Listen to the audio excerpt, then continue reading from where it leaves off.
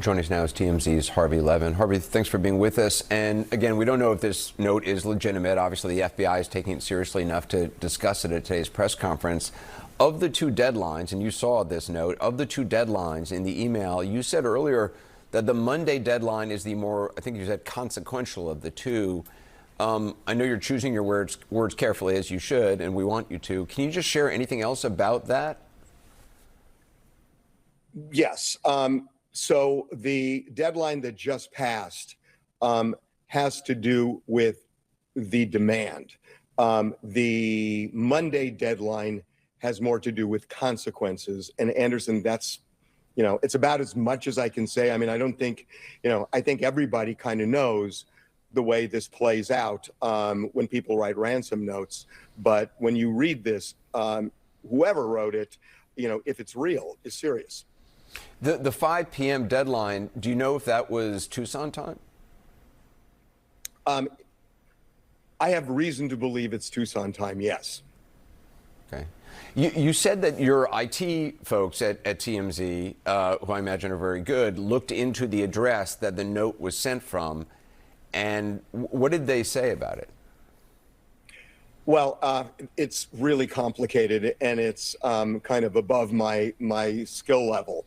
But I will tell you that I had my IT guys talk to the FBI. I was on the phone with them, and we couldn't crack it. And honestly, the way my IT team explained it, I don't think that authorities have cracked it either. In fact, the letter even says the police will be no help to you. I will tell you that. I don't think they've cracked it. And frankly, I think that's one of the reasons they were so open today at this news conference, that a lot of what was in this letter that we said we would not disclose, they disclosed today. So I think they had a change of heart, and the clock is clearly ticking. And I think that's one of the reasons they were more forthcoming. I will say this. I've been reading this letter over and over. And I now feel more strongly than ever, based on something that's in this letter. I believe there is a radius around Tucson of where this person may be. And if this person really does have Nancy Guthrie, where she is. I think there is a radius around Tucson that they kind of disclose in this demand letter. And I think there are several reasons I believe this is something in the Tucson area, because they not only sent it to us, they sent it to a local station in Tucson.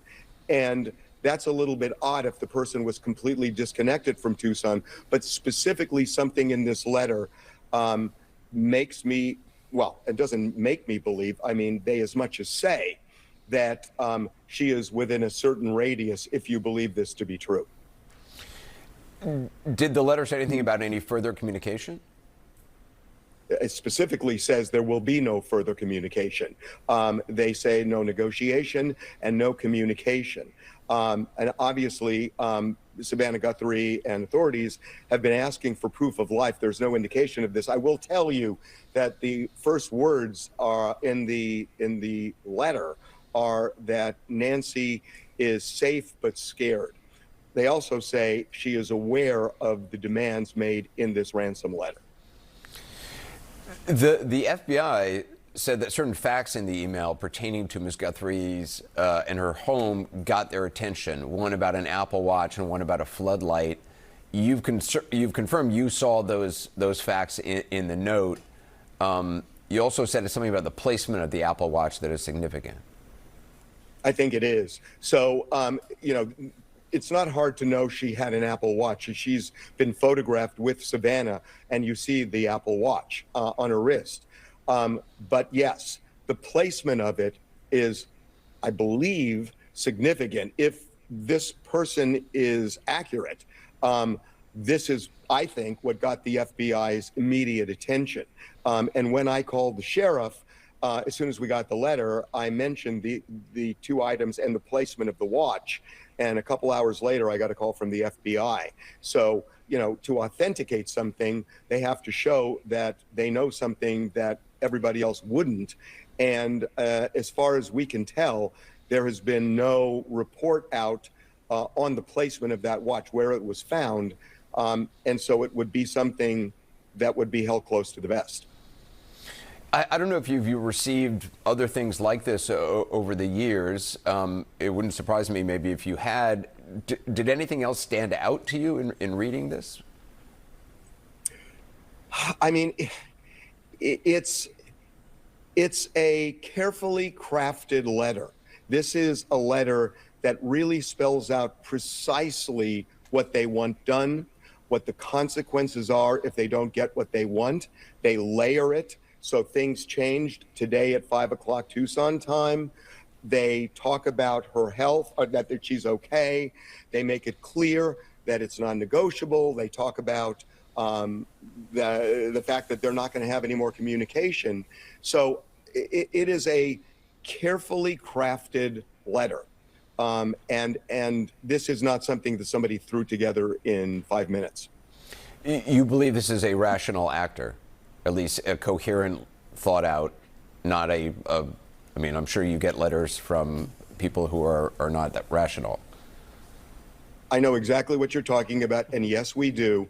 This is a rational actor. When you read this letter, this is a rational actor. Whoever wrote it, I'm not saying, again, I don't know that this actually is the person who has Nancy Guthrie, but the way this letter is crafted, it is a rational actor. And by the way, the Bitcoin address, that's something we quickly determined was legit. And hard to trace. And hard to trace. Yeah. Harvey Levin, I really appreciate your time tonight. Thank you. My pleasure, Henderson.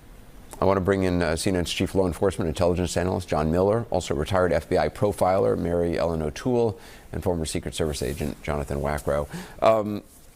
Well, John Miller, what stands out to you, both what Harvey said and what the FBI has said today? Well, there's a lot of debate, internally as to whether the letter is definitive enough in what it knows to be authentic. But Harvey makes the same point that some of the agents who believe and Sheriff's Department people who believe that the letter is authentic which is there are things in there that have leaked out, but there are specific pieces of information that happen to be right that seem too odd for a guess. The second thing is creating this one-way communication, saying there's not going to be another communication, and these are the demands and these are the consequences, puts the family in a real box. It is no accident that after clearly going out with the video last night with the whole family saying, we need to talk to you and we need proof of life, that having not heard anything today, they sent a second, much shorter, much more limited message today saying, we need to have that conversation and we need that proof. They are doing something that I would do, which is they're talking through the deadline and they are setting a parameter. Anderson, we don't know what the amount of this demand is, but let's assume it's in the millions of dollars. Nobody's going to send that kind of money to somebody who just asked for it in a note without evidence more than what's in there. Jonathan, what stands out to you? Well, I agree with John. I mean, the way that the note is structured, it's progressive, right? And they're basically boxing the family in. If you don't do this, then the consequence is going to be so significant on Monday. It's either going to be a significant financial burden, but as Harvey had said, and we can all assume the worst, is that it'll now involve not money, but physical harm to Miss Guthrie. All of this is psychological by structure. The letter is intended to force the family into a decision to send money immediately, absent of proof. And the family's now pushing back to say, no, we need to have some level of confidence that our mother is alive, is safe, and that if we send this money, so that's where you're seeing, as John said, they're talking through the deadline. They're trying to get some level of engagement back so they have a level of confidence, because the letter in and itself could be somebody, a copycat actor who may know that there was a watch, may have some knowledge of the house, but didn't take Miss Guthrie. So there's a lot of things that are happening at the same time. Speed is essential here, but accuracy is more important when you're dealing with this, because you don't want to make a mistake, and you don't know if you're actually engaging with the wrong counterparty. I mean, it's an interesting detail that, you know, the Apple Watch is visible in a number of photos of Nancy Guthrie. I guess it's the placement of it, although how many different places could, you know, there's certain places you would put an Apple Watch. You could take a guess. I mean, it's not necessarily definitive. Correct. And again, this is where the pressure comes against the family and law enforcement. Are you willing to take that chance that this letter and the people behind this letter are authentic? They are the ones that are holding your mother at this time.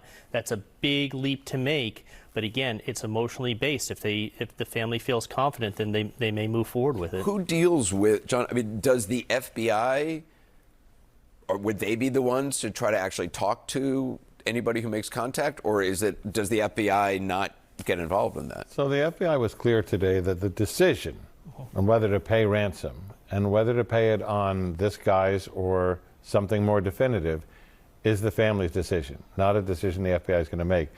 Will the FBI advise the family? Will they give advice based on their experiences in other kidnappings? Sure, they will. But the family is under a tremendous amount of pressure. And what they're asking isn't impossible. The people who are communicating with them, the person or persons, understands enough about this. And Harvey gave us some insight into this.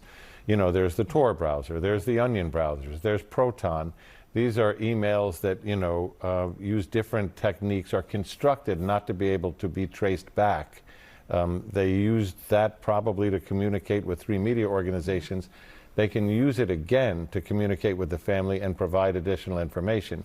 From the kidnapper's standpoint, why do you want to expose yourself by further communications? By the family's, you know, viewpoint, it would be, we're going to need to know a little bit more. Mary Ellen, I mean, the sheriff was careful today not to specify one way or the other if there were signs of forced entry. He did say that Ms. Guthrie's doorbell camera was disconnected at 1:47 a.m. around, and that they'd not been able to locate that camera. Does that suggest anything about whoever took her? And also, Harvey Levin saying it seemed like a rational actor, at least through the words used in a note. Yeah, it certainly does to me, and I'll tell you briefly what it means. It reinforces for me the suggestion that this was a well planned out attack. And when you have a low risk victim that is victimized in a low risk environment, their own home in a nice neighborhood with very little crime that's occurring in the neighborhood, and then you have an offender who's able to access that victim in the middle of the night and possibly without breaking down a door or breaking a window, that tells me that there's a good possibility the victim was specifically targeted. But number two, it also suggests that the planning had to include some kind of recon before this crime occurred. And that recon could be going through the neighborhood and seeing what the dynamics of that neighborhood were at 1 o'clock in the morning. It could also have included going into that home without her knowing about it ahead of time. But this is, the more I'm hearing about this behavior at the crime scene, and maybe as the author of that note, this is somebody that there's a certain maturity about this crime. And if they're also the author of that note, there's a certain level of maturity about that as well. So now that the age range of the offender is going up a little bit for me, but I do think that there was an awful lot of planning that took place in this crime. It's also hard for me to think that this offender is not getting a lot of excitement and satisfaction for being able to carry it out and feeling as though he has stumped law enforcement, at least so far. So I think he's having a reaction to all of this, and it's not a good one. It's interesting, though, because, you know, we've heard a lot lately about Bitcoin kidnappings or Bitcoin hostage taking where somebody is tortured to give up their passwords. This is obviously not that. I mean, Mrs. Guthrie doesn't have access to passwords and the like. But the advantage is the Bitcoin business, the crypto business, their argument is everything is recorded, everything is tracked, everything is traceable. Right. The part that they don't mention is it's traceable to what? You can see that money went from this account to that account, but it won't tell you whose account that is. and then it goes from that account spread across 10 other accounts where it's dispersed and then converted to cash or what else. It's a maze in there, and there's blockchain ways and there's ways to crack it if you're lucky. But there are so many different kinds of tokens out there and so many ways to mask that once you get into that dark hole. Yeah. I don't want to say it's untraceable, but it can be untraceable. Yeah. John Miller, Jonathan Wackrow, Maria Owen O'Toole, thank you.